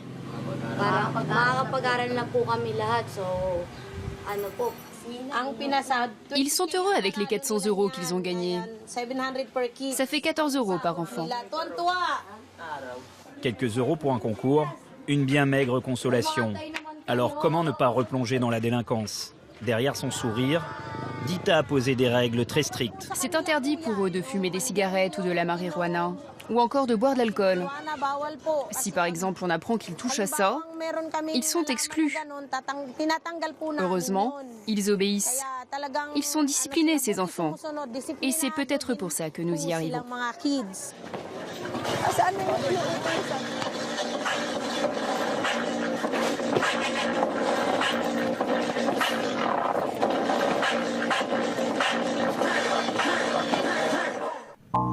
À Manille, dans la moiteur tropicale, la pollution, le bruit, la surpopulation, les esprits ont vite fait de s'échauffer. La police est débordée pour combattre le crime. Alors elle peut compter sur la presse pour lui donner un coup de main. Direction, le commissariat central. Nous rencontrons Bernard. Son bureau, c'est ici. Il n'est pas policier, mais photographe de faits divers. Aux Philippines, chaque commissariat a sa salle de presse où les journalistes peuvent travailler et attendre une affaire. Allô Sandro? Ah, il y a une fusillade à Fairview, mais c'est fini? Vous savez, la vie est très difficile ici aux Philippines. Dans cette immense métropole de Manille, ici à Manille, il y a par exemple un policier pour 1500 habitants.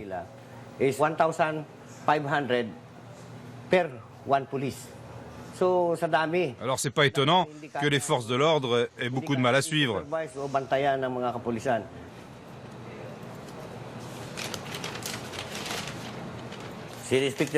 Regardez par exemple cette photo. Elle a fait la une du Philippine Star. Je me suis rendu sur place et j'ai vu le couteau enfoncé dans la poitrine. Elle avait été assassinée. Et à ce jour, nous n'avons pas encore trouvé le coupable. En fait, la police pense que l'assassin est un de ses clients. Elle lui aurait transmis le HIV. Dans ce commissariat, Bernard est chez lui. Pour l'instant, pas de travail. Les rues sont calmes et les geôles sont vides.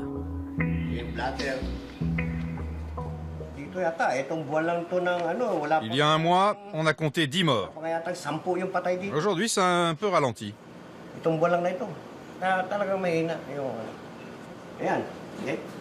Regardez par là, c'est ouvert. Et vous voyez bien, il n'y a personne. C'est très propre. Ça veut dire qu'il n'y a pas de criminels. Alors on attend, on tue le temps. Les pires moments sont les jours de paix.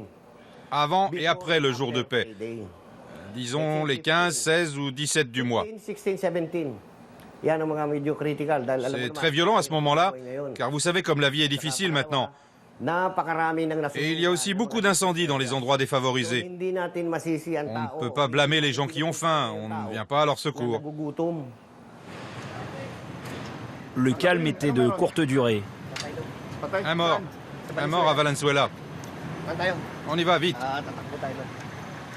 Bernard a reçu un appel. Il n'y a pas de temps à perdre.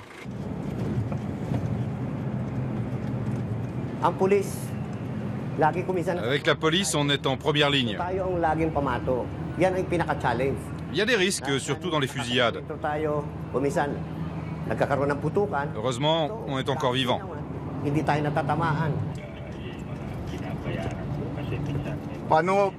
Et comment vous avez appris ça? Comment vous avez eu l'information? Par la radio. Il y a eu des coups de feu à Valenzuela. Donc je l'ai appelé et il m'a confirmé qu'ils étaient encore là.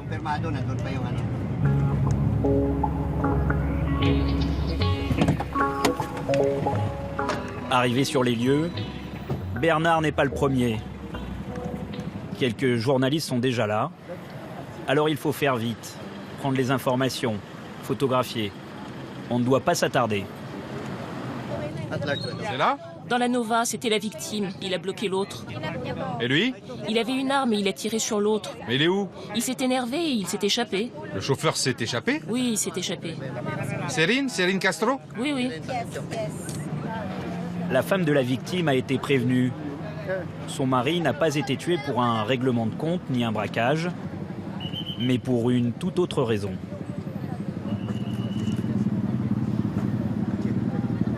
Il y a eu une altercation dans les embouteillages. Le premier conducteur a bloqué l'autre. Il est descendu de sa voiture et est venu voir le second conducteur qui a paniqué et lui a tiré dessus.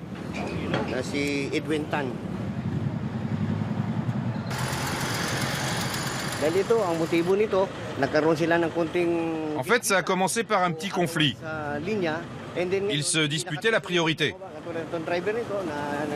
Ensuite, l'un d'eux n'a pas pu supporter ça.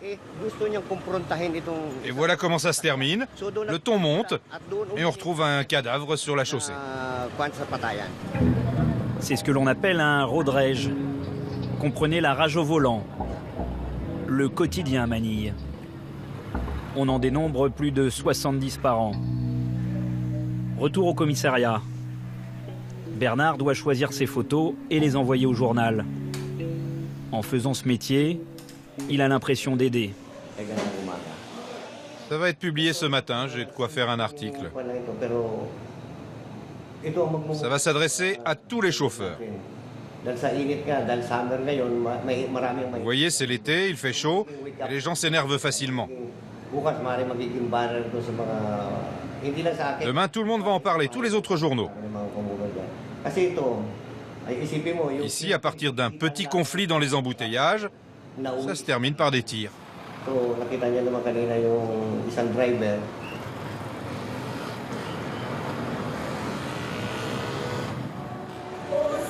En ce dimanche des Rameaux, les croyants se bousculent pour se faire bénir. Les Philippines est le seul pays chrétien de l'Asie du Sud-Est, un héritage religieux de la conquête espagnole du XVIe siècle. Dans ce pays dévasté par le crime et la corruption, la religion donne un peu d'espoir. Le père Abet le rappelle à chaque messe. L'Église nous rappelle que l'on ne doit pas oublier que nous sommes tous pauvres. Nous sommes tous pauvres d'une façon ou d'une autre. Et nous avons besoin de quelque chose ou quelqu'un qui puisse nous aider pour améliorer notre existence. Il n'y a rien d'autre. Il y a une façon de lutter contre la corruption et le désordre dans le gouvernement, c'est de croire dans l'amour du Christ.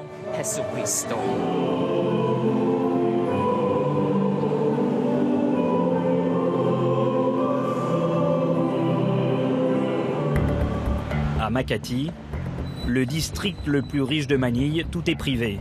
Les rues, les trottoirs, les lampadaires, tout. Dans ce quartier d'à peine 40 ans et en plein essor, on est maire de père en fils. La corruption est à tous les étages. Et pour la dénoncer, il y a Tulfo, le journaliste anticorruption. Bonsoir, nous sommes jeudi, bienvenue dans notre émission, je suis Irène Ferrer. Et je suis Monet Tulfo, votre loyal présentateur. Restez avec nous, nous avons des nouvelles croustillantes pour vous aujourd'hui. On va partager nos opinions. Il y a deux camps qui s'opposent en ce moment et ils sont divisés.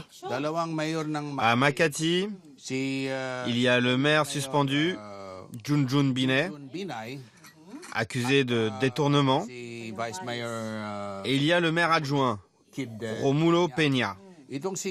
Il a été nommé par le ministère pour le remplacer. On parle d'un immeuble à Makati dont le financement est plus que douteux. Il est question d'énormes sommes détournées. Binay se sent tout puissant car son père c'est le vice-président. Il pense que son père peut l'aider.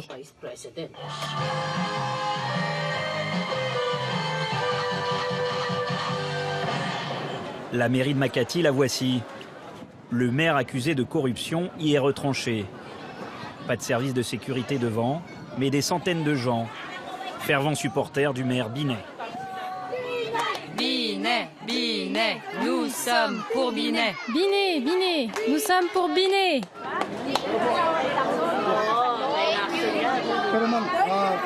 On reproche au maire Binet d'être corrompu. Tout ça, c'est des conneries. Tout ça, c'est pas vrai. Toute ma famille reçoit des aides. Donc on ne veut pas qu'il parte. Nous sommes toujours pour Binet. Tout ce qu'il a fait est bon.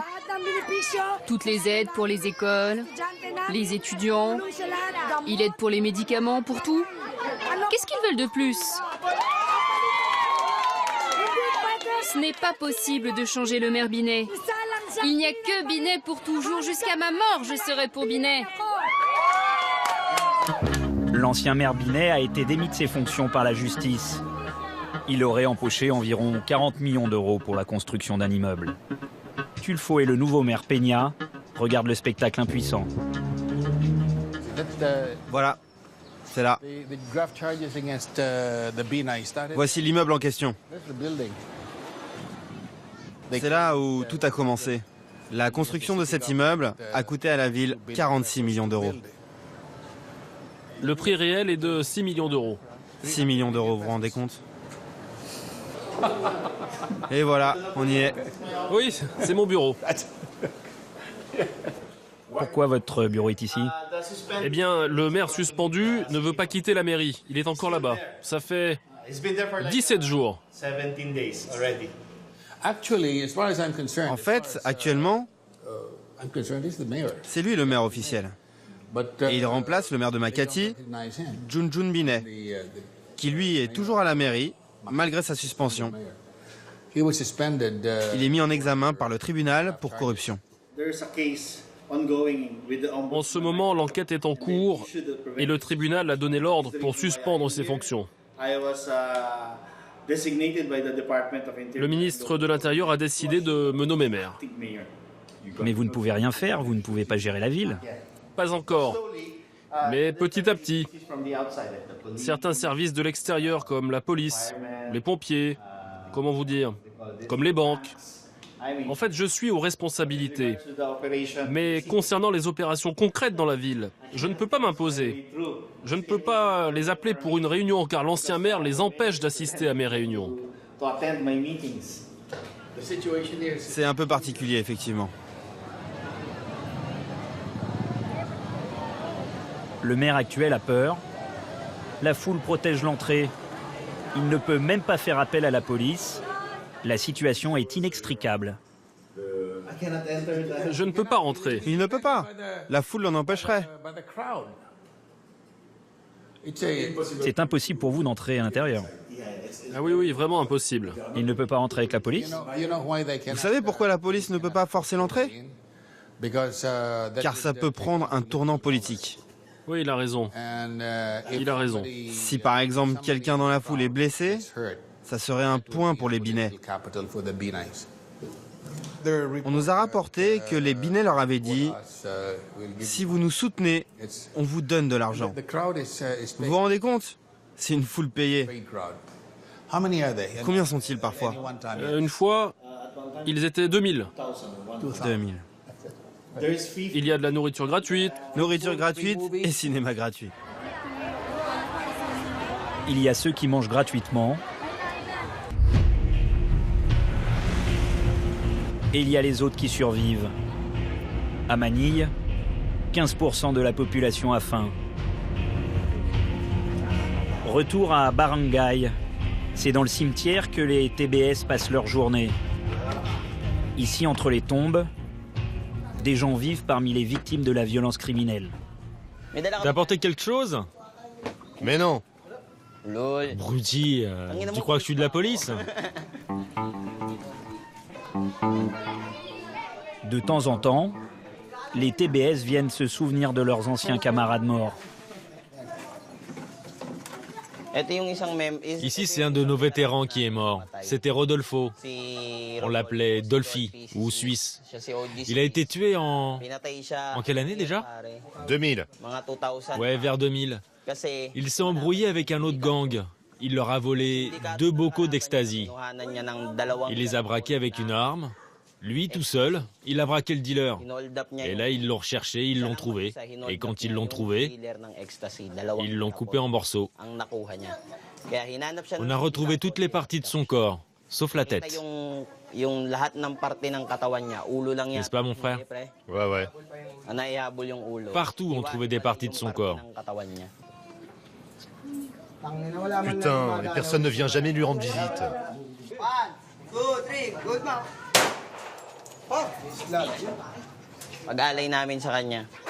On vient ici pour honorer sa mémoire.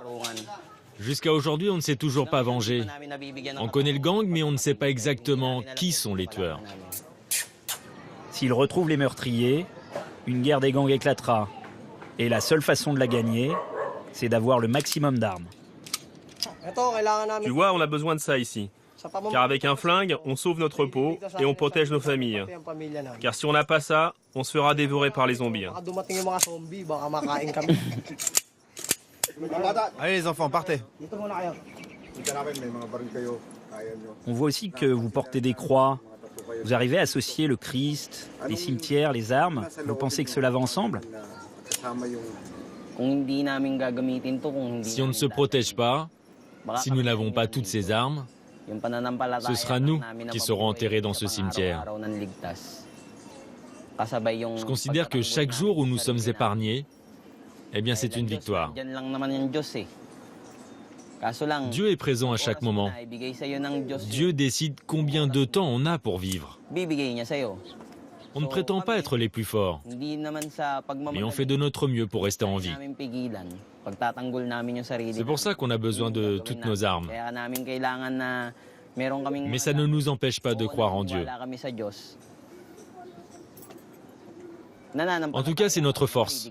Nous en avons besoin pour survivre. On demande à Dieu de nous pardonner.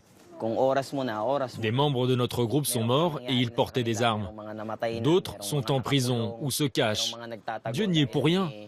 C'était leur temps pour mourir.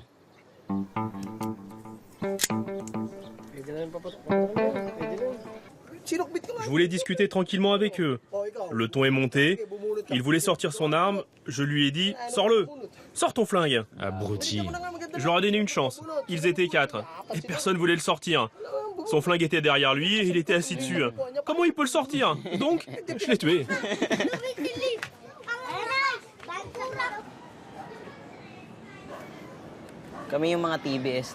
Les TBS ont été fondés ici, aux Philippines. Ça fait longtemps qu'on existe. Nous sommes le gang le plus dangereux des Philippines. On est très nombreux, on est partout, on a le contrôle de la plupart des rues. On tue des gens, on sème la terreur dans les rues.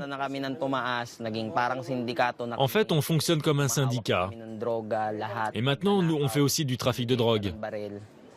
On vole, on vend des armes, on est responsable de nombreux crimes. Chacun a sa compétence.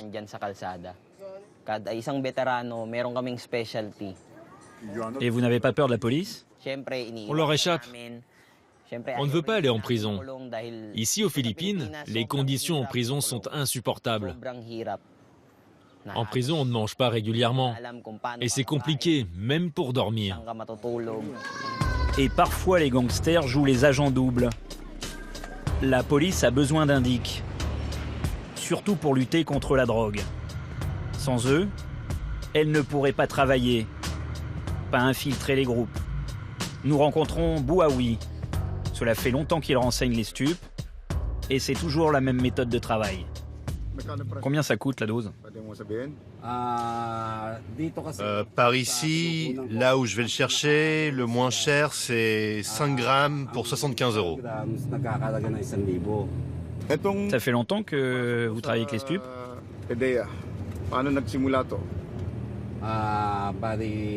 En tout, ça fait 9 ans. Et vous avez travaillé sur des opérations compliquées? Comment ça se passe? Ah, j'en ai fait beaucoup. Ils disent que ces interventions sont délicates. D'abord, j'y vais et je filme. Parfois, ils me mettent les menottes pour faire croire qu'ils m'arrêtent aussi. Mais je me suis habitué. En plus, je travaille tout seul. Donc il y a certains endroits que j'évite, comme les mosquées. C'est comme ça. Je suis habitué maintenant, mais la peur est là. Et elle ne va pas partir, mais c'est pas grave. Parfois on se fait tirer dessus. Ou bien, quand je suis à l'intérieur, c'est dehors que ça tire. Mais bon, c'est ok. Toute la société philippine est touchée par ce fléau. La drogue, c'est de la méthamphétamine, appelée aussi chabou. Ultra forte, ses effets sont ravageurs. Oui, ils consomment tous. Les fonctionnaires dans les mairies, les employés. J'ai des collègues qui consomment de la drogue. Dans la police, ici, dans notre secteur, les policiers en prennent. Quand ils attrapent quelqu'un, c'est ça, ils font comme ça. Ils font payer ses trafiquants et les choses qu'ils trouvent, ils les consomment.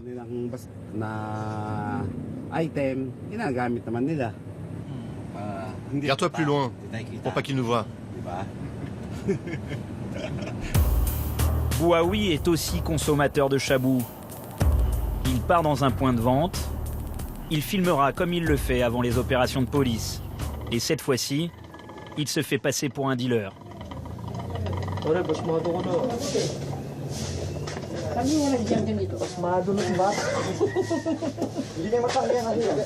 Ça, tu vois, c'est la meilleure drogue. C'est toujours le même dealer qui me fournit. Il la vend pas trop cher. Si c'est juste pour goûter, ça va. Oui, bien sûr.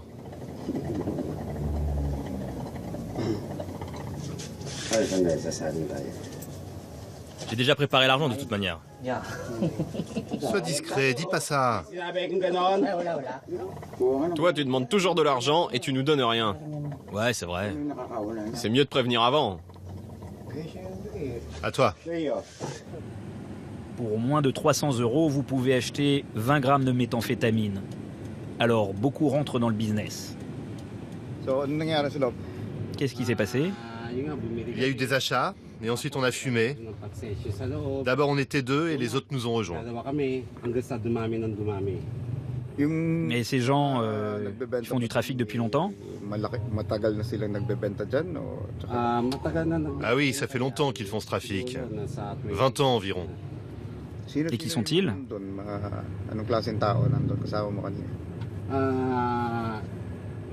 C'est des petits commerçants. Ils sont du quartier. Tout le monde est susceptible de vendre cette drogue de synthèse, facile à fabriquer.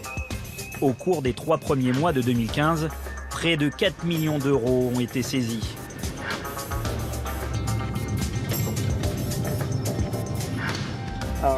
Attendez-moi à la porte. Javier Cuyason dirige une unité antidrogue. Aujourd'hui, il a rendez-vous avec son indique. On partage les informations de l'indique entre tous les groupes STUP, car c'est la procédure au sein du département antidrogue. Mais l'indique travaille exclusivement avec notre équipe. Il nous a déjà aidés sur plusieurs opérations qui ont été des succès pour notre groupe. On l'utilise depuis déjà un bon moment.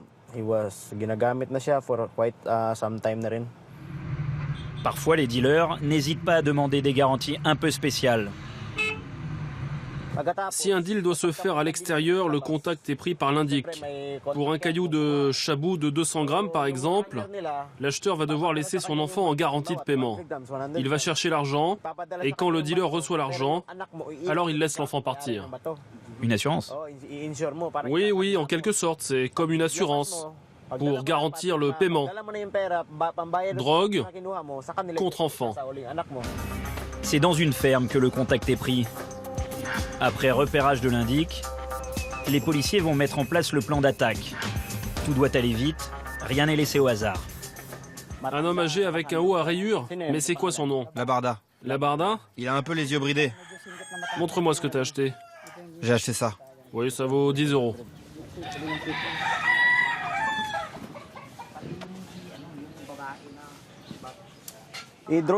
Fais-moi un dessin. Marque les endroits pour qu'on puisse faire un plan. À cet endroit, il y a un carrefour. Voilà, c'est à côté d'une école primaire.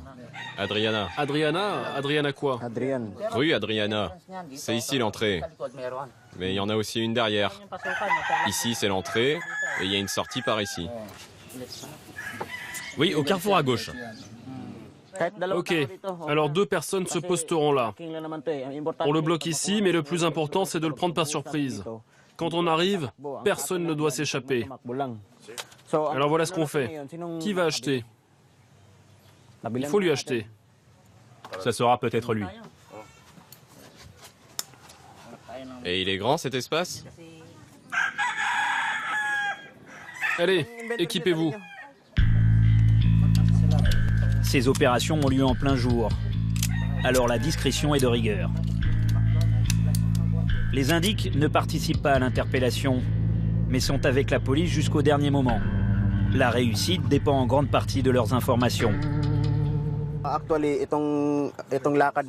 on fait une reconnaissance d'abord. On a la cible. On sait où la trouver. Donc c'est pour ça qu'on va aller à son domicile. On tourne autour pour savoir comment il fonctionne, où il se positionne et où on peut le coincer. C'est une personnalité de la drogue, connue dans les environs, qui fait du trafic de chabou.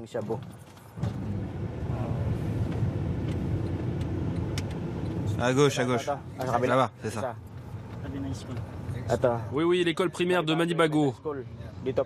On rentre ici. Cette maison à droite, c'est la maison de la cible. Voilà, c'est lui là. Et son beau-frère aussi. Allez, on descend.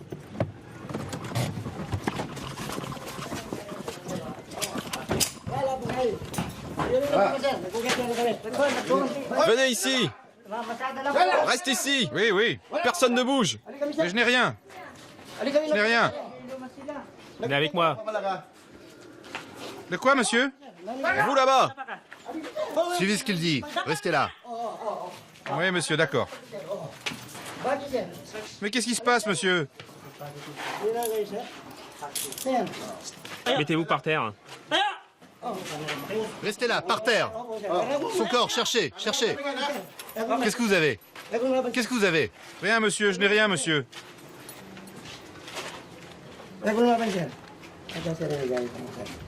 Suivez ce qu'il dit, restez là. Ne prends pas ça, laisse-le-moi. Prends pas ça, laisse-le-moi. Chope l'autre. Voici la preuve. Venez ici, vous deux. Vous avez le droit de garder le silence. Tout ce que vous direz pourra être retenu contre vous. Comment, monsieur? Vous avez le droit à un avocat. Si vous n'arrivez pas à en trouver un, le gouvernement s'en chargera. Oui, monsieur. Qui est là?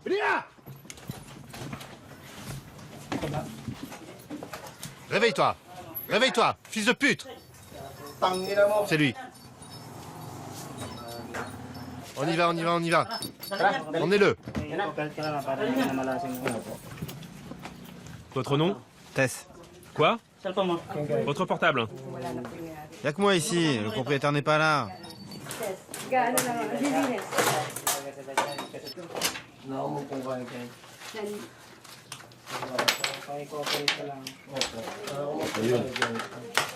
Voilà un briquet. On y va. Ce que t'as trouvé, tu l'as récupéré? C'est fait. Ok, il faut mettre l'argent d'un côté, la drogue de l'autre. Donne-moi l'argent. La prise est maigre, quelques doses, de l'argent, mais c'est surtout le flagrant délit qui compte pour les policiers. Même si tout le monde se dit innocent.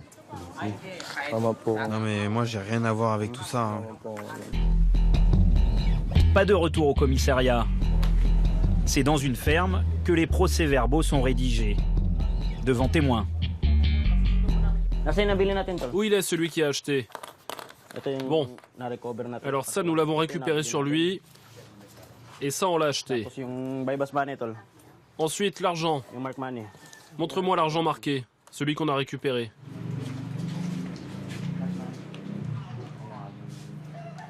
Voici ce qu'il se passe après l'arrestation. On fait le procès-verbal. Selon l'article 165, le procès-verbal doit être fait devant un témoin, soit l'élu du village, soit le représentant des médias, soit encore le représentant du département de la justice. Le secteur où nous sommes est vraiment connu comme une plaque tournante. Et on vient souvent ici. Les gens connus pour le trafic le savent. Et on a déjà démantelé un groupe de trafiquants.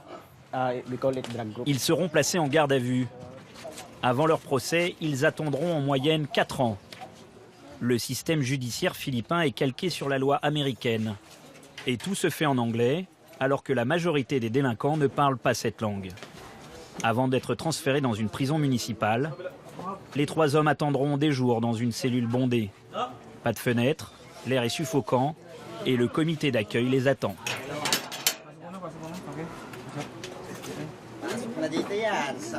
Entrez, entrez, bienvenue à la maison. Regardez d'abord dans les poches pour voir s'ils ont des choses de valeur.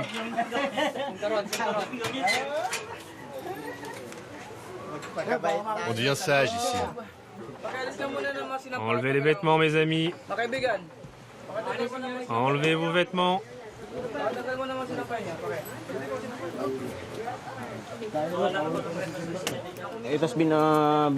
La drogue, c'est la cause de toute la criminalité ici aux Philippines. C'est pourquoi nous avons augmenté les peines. Le trafic de drogue est devenu le fléau majeur dans notre pays. Et beaucoup de jeunes en sont victimes. C'est comme une maladie contagieuse.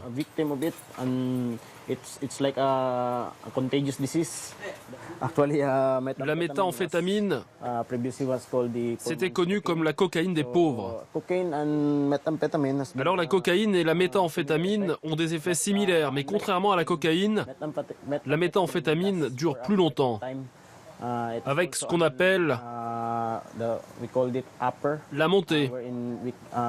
Il y a un effet puissant sur le cerveau. On peut faire des choses impossibles, on se croit invincible, on ne dort pas, on ne mange pas. Certains même ont des hallucinations. Ça devient un vice. Alors ils finissent par voler pour pouvoir consommer. C'est ça, les effets de la drogue. Et pourquoi vous faites ça? Vous vendez de la drogue? En fait, moi je prends pas de drogue. J'ai rien fait. Quelqu'un m'a demandé de donner un truc. Et à ce moment-là, les policiers sont arrivés. Et pourquoi vous étiez d'accord pour faire ce travail?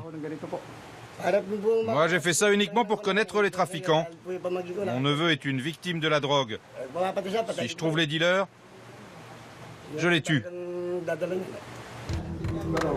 Durant le premier trimestre de 2015, un peu moins de 2000 personnes ont été arrêtées, uniquement pour des affaires de drogue.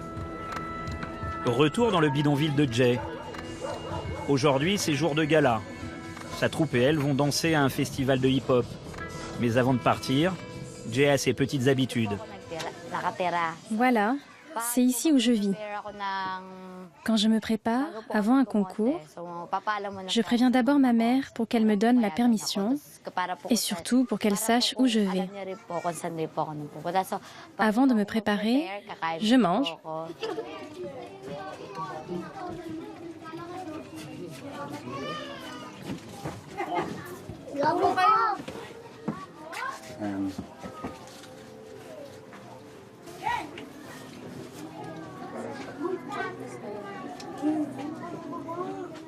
C'est pas trop pour toi? Non, ça va.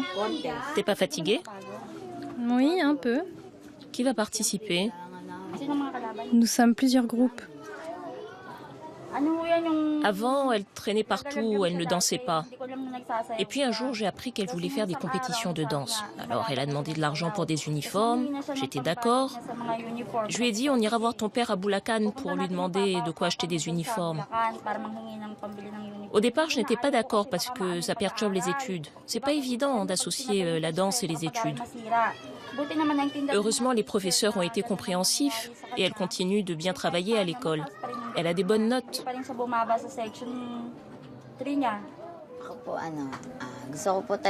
Moi, j'aimerais vraiment devenir institutrice. Et mes frères et sœurs, j'aimerais qu'ils terminent leurs études. Pour pas qu'ils deviennent comme les autres enfants d'ici. Pour pas qu'ils traînent. Pour pas qu'ils fassent n'importe quoi.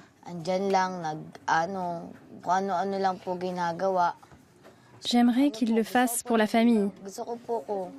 Qu'ils nous tirent vers le haut.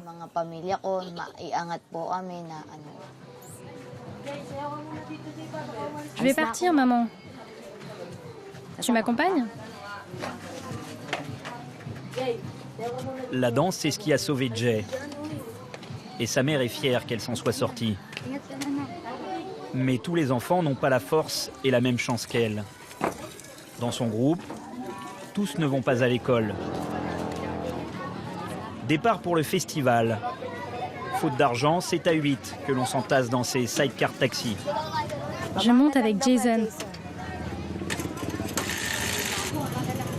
On va tout droit. Roule pas trop vite.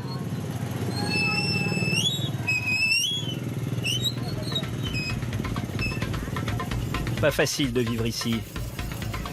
Avec comme salaire moyen moins de 5 € par jour, l'espoir n'est plus vraiment au rendez-vous. Et pourtant Jay et ses amis ont décidé de se battre.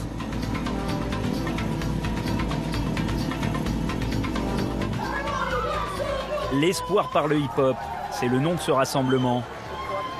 Des rappeurs étrangers sont aussi là pour faire le show et signer des autographes. Les enfants des bidonvilles sont là pour recevoir le message.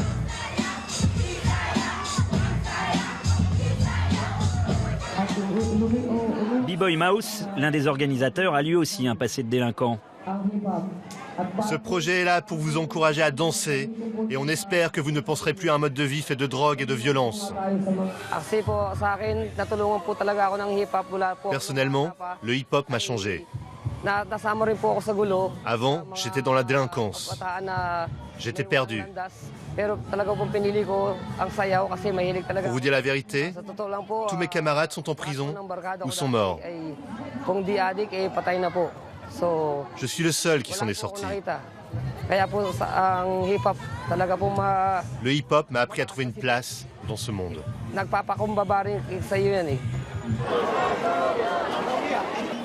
J'espère que vous suivrez notre exemple. Soyez constructifs.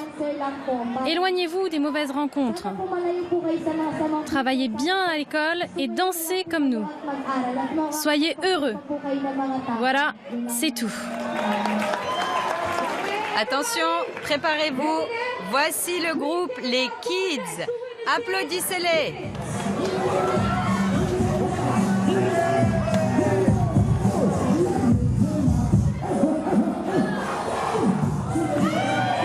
L'espoir aura réussi à sauver Jay et ses amis. Ils ont repris goût à la vie et à ses valeurs. Mais dans une mégapole rongée par la violence et la misère, les futures générations auront-elles le courage et la force de ne pas sombrer dans la délinquance ? La violence permanente qui secoue les bidonvilles de Manille semble inéluctable. Un quart des Philippins vivent en dessous du seuil de pauvreté et 6 millions d'enfants travaillent au lieu d'aller à l'école. Merci d'avoir suivi ce numéro d'investigation. À très vite pour un nouveau numéro. Très belle fin de soirée sur France O.